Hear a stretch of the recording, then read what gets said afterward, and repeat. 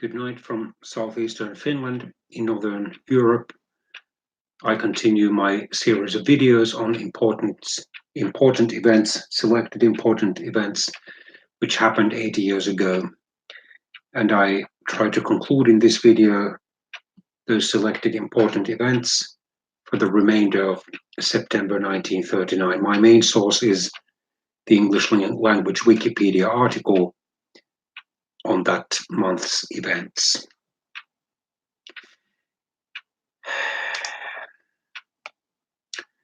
Also on September the 3rd, 1939, which was a Sunday, the US President Franklin Roosevelt, in one of his fireside chats or radio speeches, claimed,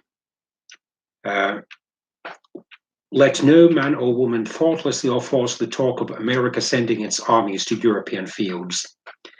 At this moment, there is being prepared a proclamation of American neutrality. This would have been done even if there had been no neutrality statute on the books, for this proclamation is in accordance with international law and in accordance with American policy. I hope the United States will keep out of this war. I believe that it will, and I give you assurance and reassurance that every effort of your government will be directed toward that end. Well, given what happened then later, starting in the first half of 1941, when the United States Congress passed the so-called Lend-Lease Act, which President Roosevelt signed into law, and President Roosevelt saying that the United States had become the arsenal, in other words, the weapons storage warehouse of democracy. And given then the fact that President Roosevelt in early December 1941 proclaimed that as a result of the officially surprise attack of Japanese airplanes on the US naval base of Pearl Harbor in Hawaii, this kind of speech may have been disingenuous, or Roosevelt, the idealist, may have fought with Roosevelt, the realist and pragmatist. Roosevelt, the individual, may have fought with Roosevelt, the president, or Roosevelt, the politician. Perhaps Franklin Roosevelt really genuinely wanted the United States to keep out of the Second World War.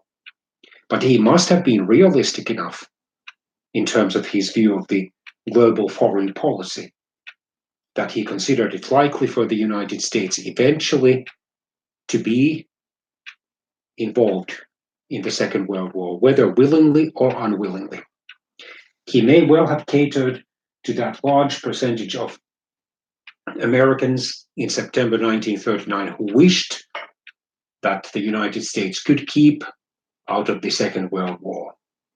Although there were realists and pragmatists out of that portion of the American public who considered it possible that sooner or later the United States would have to, in essence, prop up the Western European democracies, chiefly Britain and France, in case the Axis powers, Germany and Italy, would gain the upper hand.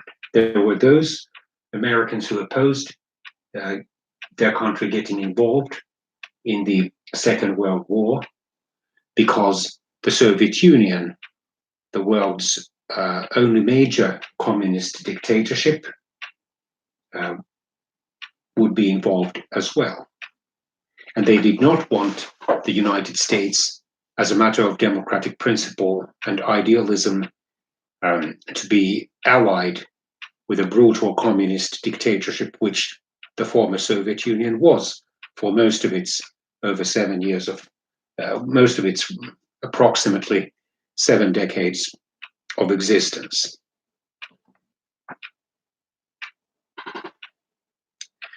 The massacre of ethnic Germans, known as Bloody Sunday, took place in Bydgoszcz, southwestern Poland. Still now in the early 21st century, not only ordinary Germans and Poles, but even some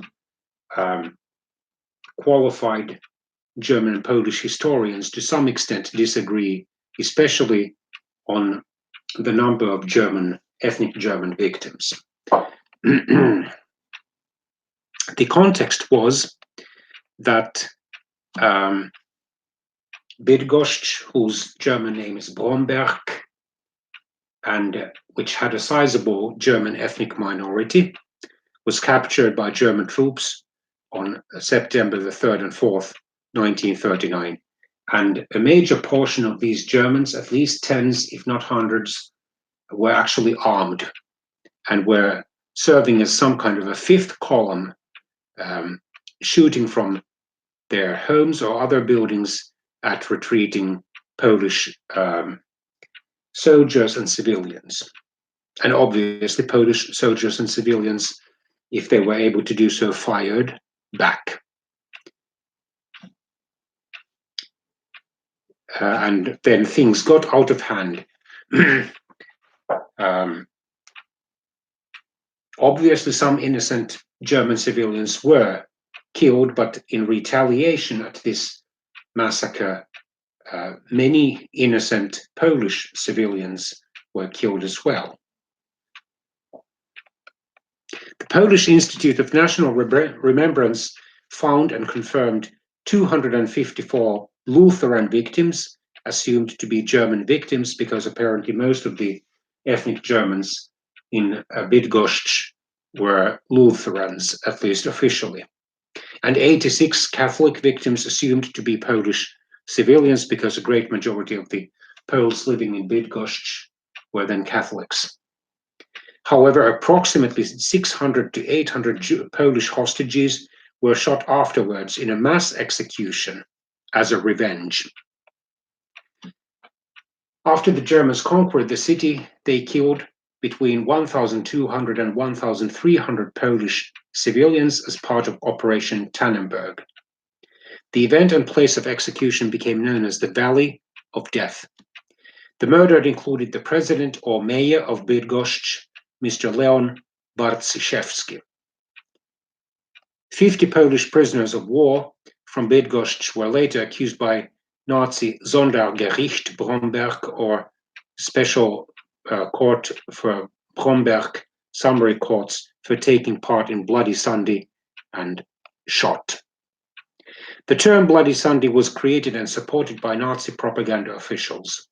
An instruction issued to the press said, "Must show news on the barbarism of Poles in Bromberg. The expression Bloody Sunday must enter as a permanent term in the dictionary and circumnavigate the globe. For that reason, this term must be continuously underlined." So, the precise number of victims of Bloody Sunday, almost exactly 80 years after it happened, is disputed. The German journalist Peter Nosarski, whose pseudonym, or one of them, is Peter Aurich, estimated that 366 German civilians were killed in Bydgoszcz, while Hugo Rasmus estimates that at least 415 were killed. Two Polish historians, Mr. Włodzimierz Jastrzębski and Mr. Czesław Modajczyk, estimate in that order. Well, Mr. Jastrzębski estimates that 103 Germans were killed, and then Mr. Modajczyk estimates that about 300 were killed, of whom 150 were killed on September the 3rd, and the rest in the days after.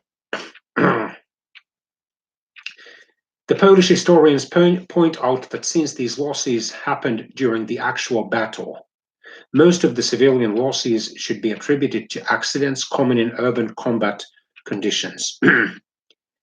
They argue that civilian losses might have occurred when the city was attacked by the German Air Force Luftwaffe.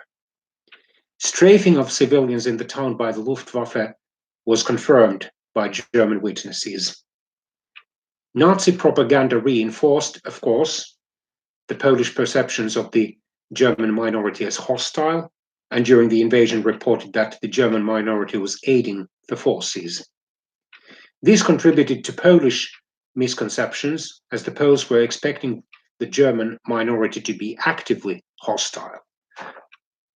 An even bigger debate in the scholarship concerned the question of whether, as the Polish historiography suggests, there were indeed any members of a German fifth column in the city who opened fire on the Polish troops retreating through Bydgoszcz, and if so, whether they were composed of members of the Bydgoszcz German minority or not, or whether, as critics among the German historians argue, Polish troops or panicking civilians overreacted in the confusion and targeted innocent German civilians. This debate has been resolved by investigation of German archives, which confirmed the existence of several diversion and saboteur groups in Bydgoszcz overseen by intelligence organizations by Nazi Germany. Among the Germans killed in the fighting, historians identified Mr. Otto Niefeld, who was an Abwehr agent from Szczecin, known in German as Stettin. The account of Peter Nasarski, or Aurich, has been called by Harry Gordon one of the most thorough German accounts. However, generally speaking, Poles, including Polish historians, reject his work, perhaps because he indiscriminately used witness statements collected by Nazi officials. According to Mr. Nasarski, after police forces retreated from Bydgoszcz, agitated Polish civilians accused many Germans of assaulting Polish soldiers and executed them and any Poles who stood up in their defense.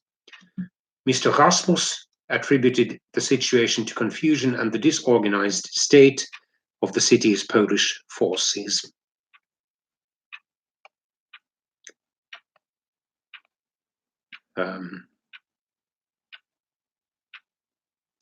Polish historians such as Madajczyk, Jastrzębski, Karol Marian Pospieszalski, Ryszard Wojan, and others claim that the killings were triggered when the ethnic Germans dressed as civilians opened fire on the Polish troops. The Poles retaliated, killing many and executing prisoners afterwards.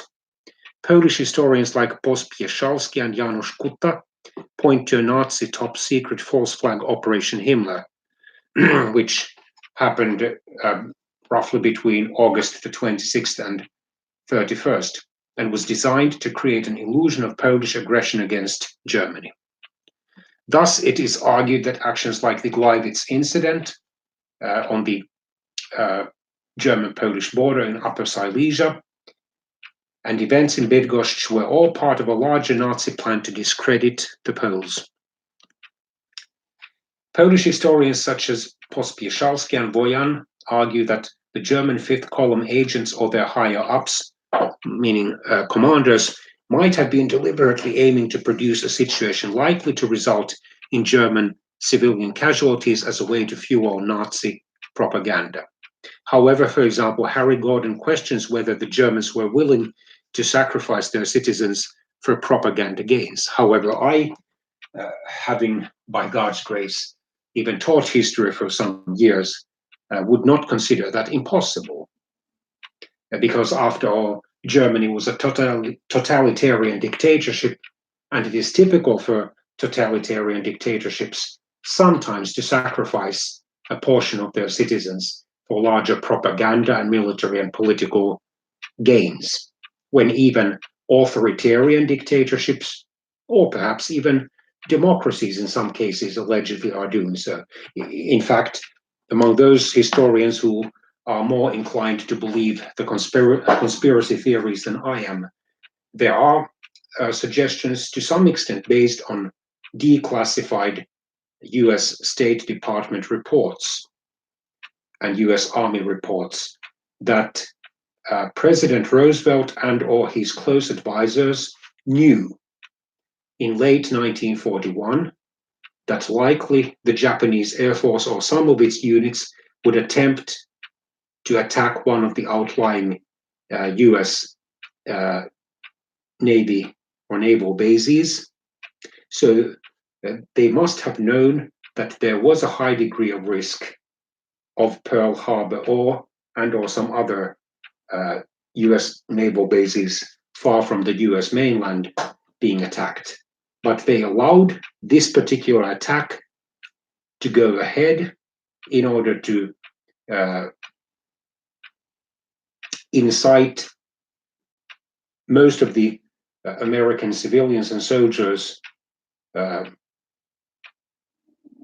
to patriotic fervor, and therefore propel them or encourage or induce them to support the belated entry of the United States into the Second World War in order to save the Western democracies in Europe, or something similar. Okay, let's get back.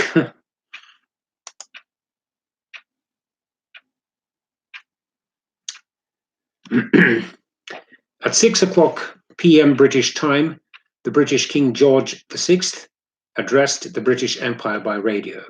"For the second time in the lives of most of us, we are at war," he said. "Over and over again, we have tried to find a peaceful way out of the differences between ourselves and those who are now our enemies. But it has been in vain. The task will be hard. There may be dark days ahead, and war is no longer confined to the battlefield, but we can only do the right as we see the right and reverently commend our cause to God. If one and all be resolutely faithful today, ready for whatever service and sacrifice it may demand, with God's help we shall prevail." Also on September the 3rd, 1939, the three-day Battle of Grudziądz in northern Poland ended with Polish withdrawal from the city. Australian Prime Minister Robert Menzies announced on the statewide or nationwide radio that the country was at war with Germany. The passenger liner SS Athenia was torpedoed and sunk in the western approaches by the German submarine U-30, the first British ship sunk by the Kriegsmarine or War Navy of Germany in the Second World War. 128 civilian passengers and crew were killed. 10 Royal Air Force Whitley bombers flew over the Ruhr region in western Germany, known for its coal and steel industries, during the night and dropped millions of leaflets telling Germans that their country's wishes could have been settled peacefully, but instead their government had condemned them to mass murder, starvation, and the hardships of war, which the Germans had no hope of winning. Hitler was accused in these leaflets, or on these leaflets, of cheating the German people. On Monday, September the 4th, 1939, in the early hours of the morning in New Zealand, Governor-General Lord Galway signed the country's declaration of war on Germany and backdated it to 9:30 p.m. the previous night, the equivalent of 11 a.m. on September the 3rd in Britain, so it would match the time when the British Prime Minister Chamberlain declared war. Winston Churchill accepted Chamberlain's offer to join his war cabinet as First Lord of the Admiralty, or the British Navy Minister. That was the portfolio he was holding when the First World War had broken out 25 years earlier. 15 Blenheims and 14 Wellingtons conducted a bombing raid on German warships at Wilhelmshaven and Brunsbüttel. The Battle of the Border along the German-Polish border ended with the Polish forces suffering already major defeats and having to retreat eastward. The four-day Battle of Pszczyna ended in German victory. The Battle of Różan began. On Tuesday, September the 5th, 1939, the five-day Battle of Tuchola Forest in northern Poland ended in German victory. The Battle of Piotrków Trybunalski began. The United States officially declared itself neutral in the European war.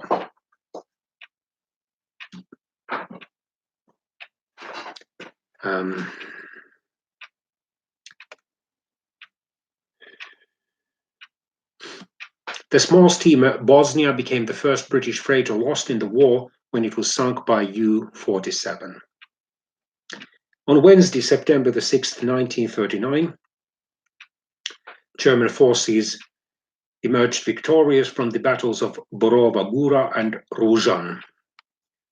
The German army occupied Kraków in southern Poland.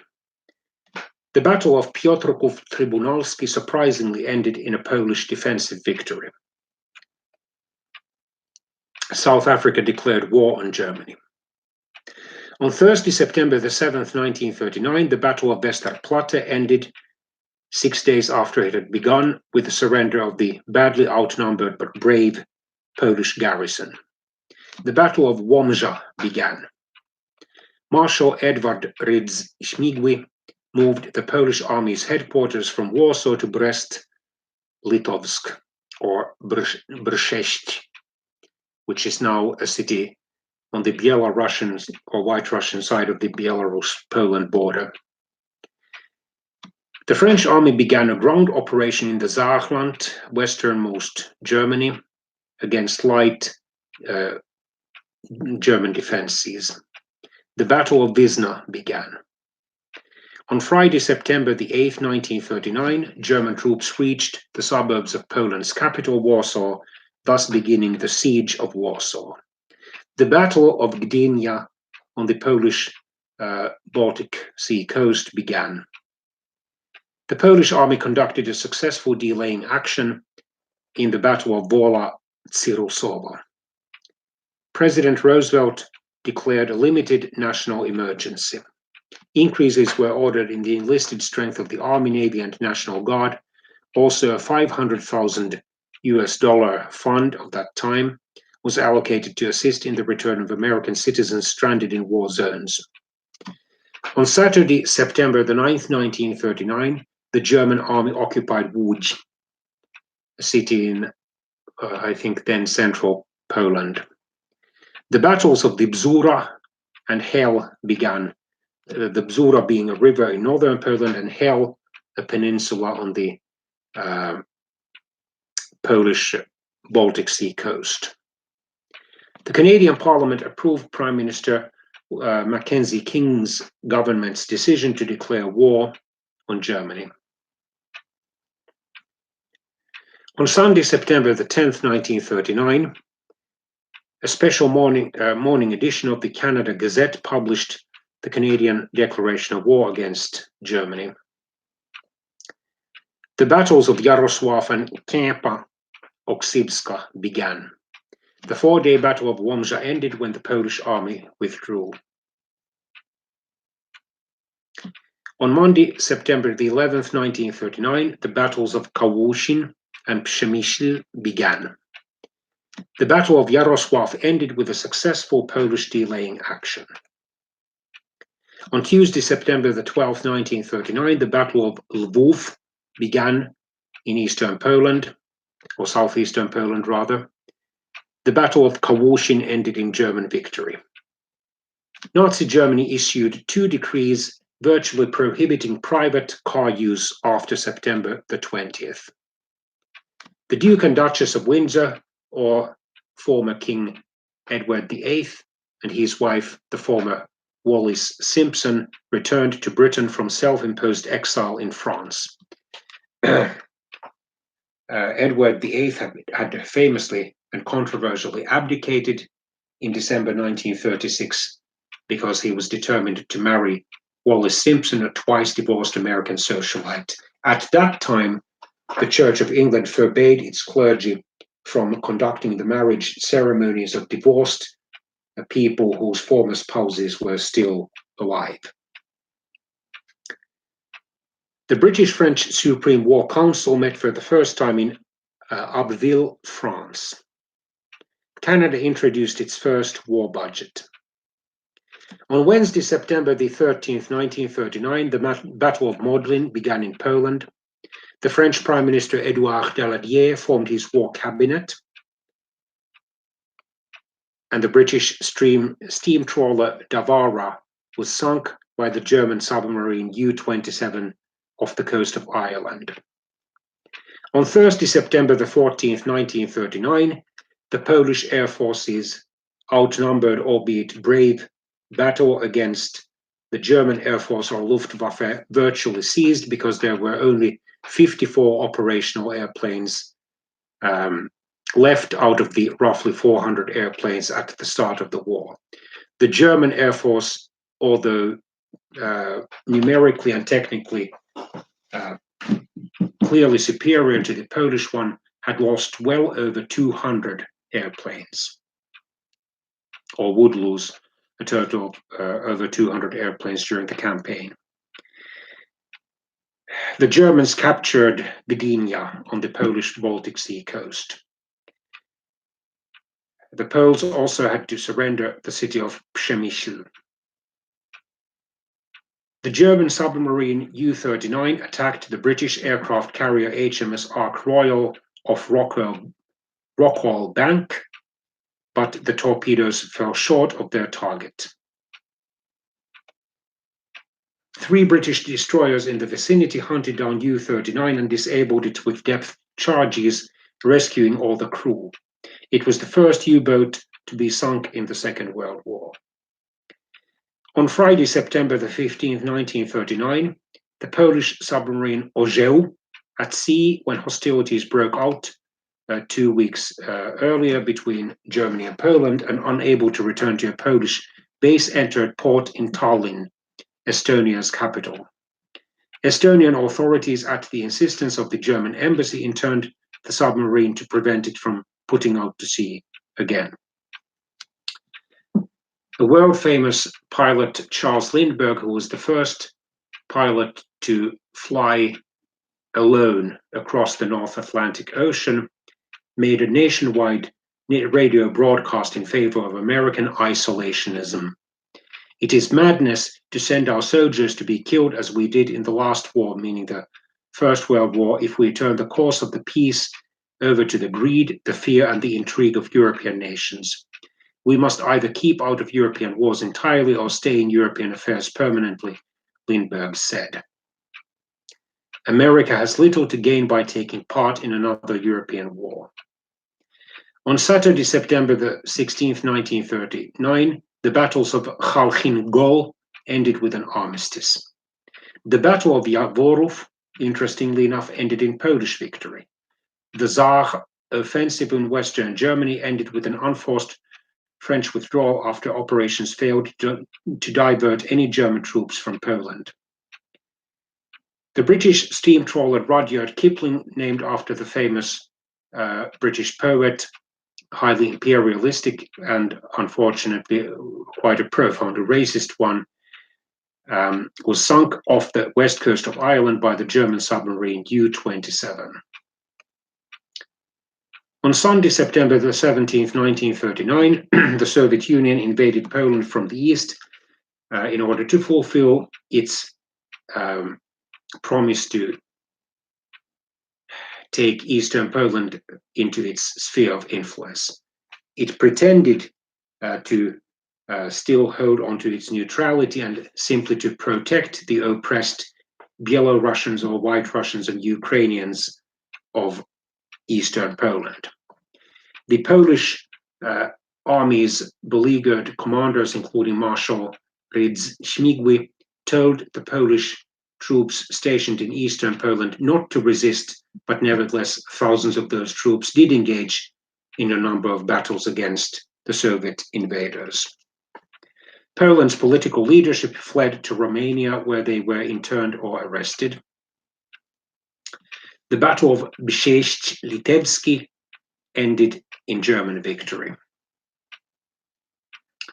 The British aircraft carrier HMS Courageous was sunk off the coast of Ireland by German submarine U-29.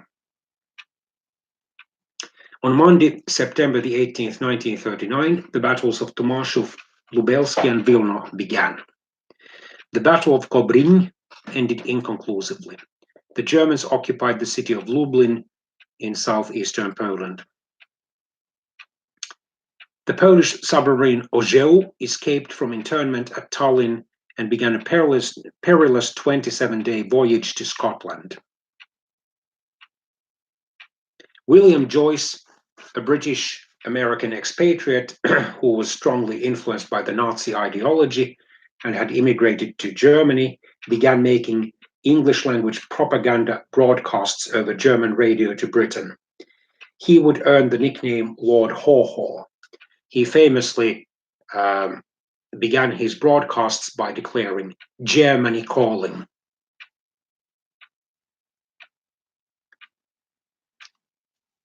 On Tuesday, September the 19th, 1939, the Battle of Wilno in northeastern Poland, because Vilna or Vilnius in Lithuania belonged to Poland at the time, ended with the Soviet capture of the city. The battles of the Bzura and Kępa-Oksywska ended in German victories with painful losses to the Poles. Most of the survivors, at least in the Battle of the Bzura, were captured. The Red Army joined the Battle of Lwów. The Poles were able to score a tactical victory in the Battle of Wólka Węglowa. Hitler gave a speech denouncing the Polish government in the free city of Danzig and warning Britain that Germany would never capitulate even if the war lasted years. On Wednesday, September the 20th, 1939, Army Kraków in southern Poland surrendered in the Battle of Tomaszów Lubelski. The German submarine U-27 was sunk by British destroyers west of Scotland. On Thursday, September the 21st, 1939, the battles of Szczeczniki and Grodno began. Reinhard Heydrich, one of the most rabidly brutal anti-Semitic German Nazi leaders, who allegedly was partly of Jewish ancestry, met with police and security officials in Berlin, ordering Germany's Jews and Romani or Gypsies to be transferred to Poland using freight cars. President Roosevelt made a speech to Congress saying the United States should amend its neutrality acts to allow countries fighting Germany to purchase American arms. In other words, he was, in practice, quietly favoring the Western European democracies, especially Britain and France, while trying to keep the United States officially neutral. But the United States, therefore, was no longer truly or fully a neutral nation in the conflict. In Romania, southeastern Europe, Mr. Armand Călinescu, the prime minister or head of government, was assassinated by Iron Guard members. On Friday, September the 22nd, 1939, the Battle of Lwów ended when the Polish commander handed the city over to the Soviets. The Battle of Szczeczniki ended indecisively. The German-Soviet military parade in Brest-Litovsk was held. The British-French Supreme War Council met again in Hove. On Saturday, September the 23rd, 1939, the Poles managed to win the Battle of Krasny Brud. The Panama Conference began with 21 countries of the Americas in attendance. Radios owned by Jews in Nazi Germany were confiscated. On Sunday, September the 24th, 1939, the Luftwaffe, or German Air Force, bombed Warsaw for the first time, reducing entire streets to rubble and causing widespread fires. The British government considered the bombing a breach of the pledge Germany made at the start of the war to refrain from indiscriminate attacks.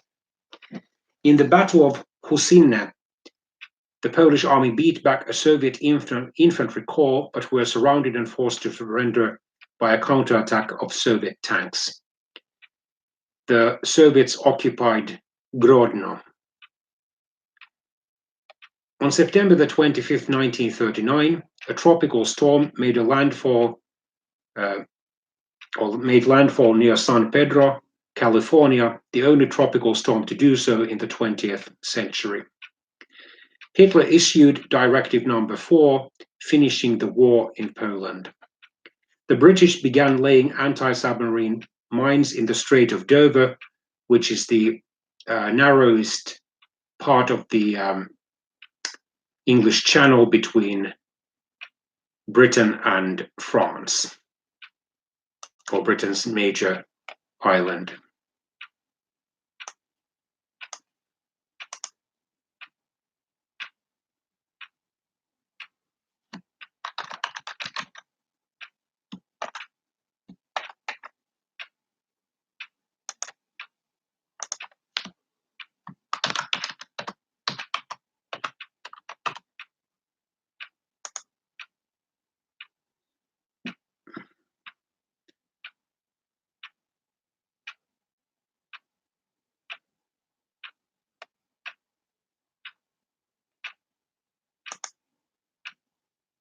Okay.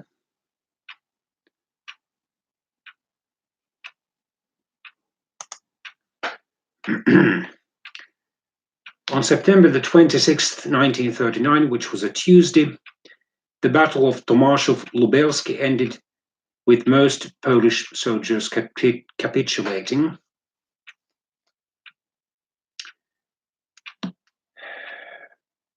The British were able to shoot down a Luftwaffe aircraft for the first time during that war. The French Communist Party and all of its affiliates were banned. This was interesting because between 1936 and 1938, the communists had supported a so-called Popular Front government of the radicals, or actually centrists and socialists. The French government took the action in response to the Soviet Union's invasion of Poland and pact with Germany. On Wednesday, September the 27th, 1939, the Battle of Wadipol was fought, resulting in Soviet victory. The Poles created the first Polish resistance movement, the Service for Poland's Victory. The British Chancellor of the Exchequer, or Finance Minister, Sir John Simon, introduced an emergency war budget, raising income taxes, inheritance taxes, profits, taxes and duties on alcohol, sugar and tobacco. Even with the new tax revenue, Britain still faced a deficit of £938 million sterling at that time. The Reich Main Security Office was created under the command of the notorious SS organization's chairman Heinrich Himmler. On Thursday, September the 28th, 1939, Warsaw officially surrendered to the Germans after a siege of 20 days. However, the Poles were able to score a tactical victory over the Soviets in the Battle of Shatsk. Germany and the Soviet Union signed the German-Soviet Frontier Treaty, amending a secret clause in the Molotov-Ribbentrop Pact. Under the threat of invasion, the Estonian Foreign Minister, Mr. Karl Selter, signed the Soviet-Estonian Mutual Assistance Treaty in Moscow. This treaty allowed the Soviet Union to send thousands of soldiers to Estonia's military bases, effectively making Estonia a puppet state of the Soviet Union. On Friday, September the 29th, 1939, the Battle of Modlin ended when Modlin Fortress capitulated to the Germans. The battles of Parchev, Jabłoń, and Milanów between the Polish army and the Soviet army began. And Estonia formally signed an agreement with the Soviet Union allowing the Soviets to establish naval and air bases within Estonia's borders. On Saturday, September the 30th, 1939, the battles of Parchev, Jabłoń, and Milanów ended in a tactical, albeit indecisive, Polish victory. In Paris, the Polish government in exile was established. Mr. Władysław Raczkiewicz became its president, while Mr. Władysław Sikorski became its prime minister. Hitler issued Directive Number 5, Partition of Poland.